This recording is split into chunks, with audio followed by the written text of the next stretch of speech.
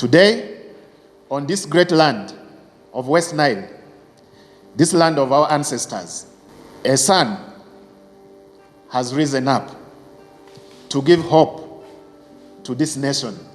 And our mission is two-pronged. The first phase of this mission is to sort out misrule in the Democratic Party. Once we are done with that, the next phase of this mission is to sort out misrule in our nation. I wanted to implement a mission for DP in northern Uganda, and the most critical was building party structures in the north. And I wanted to make DP the biggest political brand. When I talk about DP in northern Uganda, my area starts from Karamoja, Lango, Acholi, and West Nile. Just imagine if I did all those four things in 10 years, how DP would be looking right now. There's a reason why I did not succeed. And why I did not succeed is because a fish starts rotting from the head. I have been in the middle here, the region, serving a political party whose leadership is rotten, absent, and concerned, and not caring about the affairs of the party in the whole country. Now, if it is the whole country, it means this leadership doesn't care about the affairs of the parties in the regions. A DP that is hugely divided without any political direction. We have a party president who has been in power for 15 years with no tangible evidence of accountability to say in my region as the northern region. We have a party president who, after not serving the party, has decided to take us to what we did not imagine that will happen in the life of the Democratic Party, taking us to an agreement with the National Resistance Movement, whose achievements to our people in Uganda have largely been retrogressive development, corruption, killing of people, human rights abuses, and all other injustices. And now this partnership has put DP almost at the point of death. There's hope again for DP in Uganda, and we are going to do our best to make sure DP gets back to its original political space and asserts its political power and mandate to lead Uganda into good governance. Constitutionalism, rule of law, equal opportunities, and a strong economy for this country. These are the things that we have not got from NRM. The NRM came to power and they promised four things actually. Patriotism, which is very absent. Nationalism, we are divided. They promised democracy, we are being killed. And they promised Pan-Africanism. We have been denied our political rights, our social rights, our economic rights. We have been denied our cultural rights. And there's not been anybody among us here who will rise up and say these things and call the state to order. Enough is enough. I am not the oldest in West Nile. I'm not the most intelligent. I'm not the most spiritual. But because all these have not been in the space here, I have offered myself as the sacrificial lamb to take the mount of West Nile, to take the mount of Uganda and bring development to our region, but also national.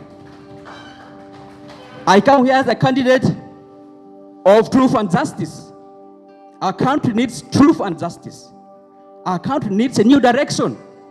Our country needs unity, national unity. Our country needs to experience development. We have waited for our leaders who we thought will be doing this. A lot of them got diverted, including our president who said if you are chasing after an elephant, do not follow a rabbit that appears on the way. Now our president, Nobert is after a rabbit. He left the elephant. We do not know as the Democratic Party where the elephant is going anymore. We have had such leaders in northern Uganda, in West Nile here. A lot of them have been taken away, diverted because of monetary issues. A lot of them have sold their political rights because they want personal finances to develop their households, their personal projects. What about our people? You go to the hospital here, what do you see? Thousands of people lining up for service, but very few workers. Recently, the administration head of the hospital in Arua said out of the total number of health workers, only 23% is constituted. And this is a regional referral hospital that serves our people here, the 4.9 people in West Nile, the refugee population, and the people who are from the neighboring countries, Congo, South Sudan. no healthcare. You go to our schools, there's no supervision taking place in the schools. And what our people and our leaders decided to do, take their children to Kampala. And now those people in Kampala, because the same services have failed there, take their children to other countries in Asia, in Europe, in America, and because they can afford. Our healthcare that is broken here, our leaders do not treat themselves here. Ours here in West Nile go to Kampala, and the ones in Kampala go to Nairobi in Aga Khan Hospital. They go to hospitals in America, in Europe, and our people continue to die. And that's what we want to address. I do not know everything myself, but I believe there are so many Ugandans who have been denied the opportunity to offer their technical expertise on the account of tribalism and employing people using the method of friends, relatives, and in-laws, who we see abundantly in all our state apparatus, ministries, departments, and agencies, not on the account of their competence and their technical training. This is what we want to resolve. I will work with you to ensure that people who are qualified are deployed in the rightful areas. It was announced that we are going to do this in a two-phased manner, and the first phase is organizing the Democratic Party, a party I love, a party I've served, and a party that has done its best for Uganda. DP's legacy in Uganda is not disputable. What we only have right now are bad leaders who are leading the party, but a very good political party. Our history tells you that without Democratic Party, there will be no political governance in this country. We are the first political party that was registered here on the 6th of October 1954, so many years before independence. And actually, it is DP that fought for the independence of Uganda with other Ugandans, which was good. And DP's first government that has not been recognized right now, that lasted for 9 months, is the one that set the political base for Uganda. Today, when our children are asked who is the first prime minister of Uganda, they mention Obote. No, the first prime minister of Uganda is actually Ben Kiwanuka, who was the first prime minister, but also the leader of government. 9 months. And Ben led the political foundation for this country. From that point on, Democratic Party now got cheated by various other governments. In 1996, Dr. Paul Kawanga Semogerere took our flag in partnership with other political parties, and the UPC went around the country and they had a very powerful campaign. Again, this was another moment when DP was denied leadership. Dr. Semogerere, we believe, won the election, but he was denied.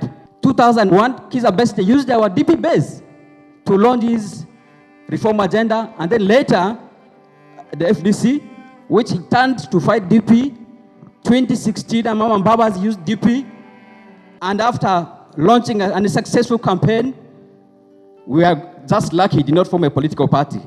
And now, 2019, 2020, the Honorable Bobby Wine again used our base, the DP base, turned it into NUP.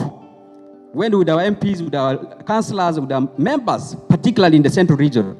And these are moments, several moments, in which DP has been denied its political mandate and its opportunity to form government and lead Uganda. Now, at this current point, our own President General now to hand over to the National Resistance Movement chairman. We have come to a point where we say enough is enough. Our campaign is based on the slogan of a turning point for Democratic Party.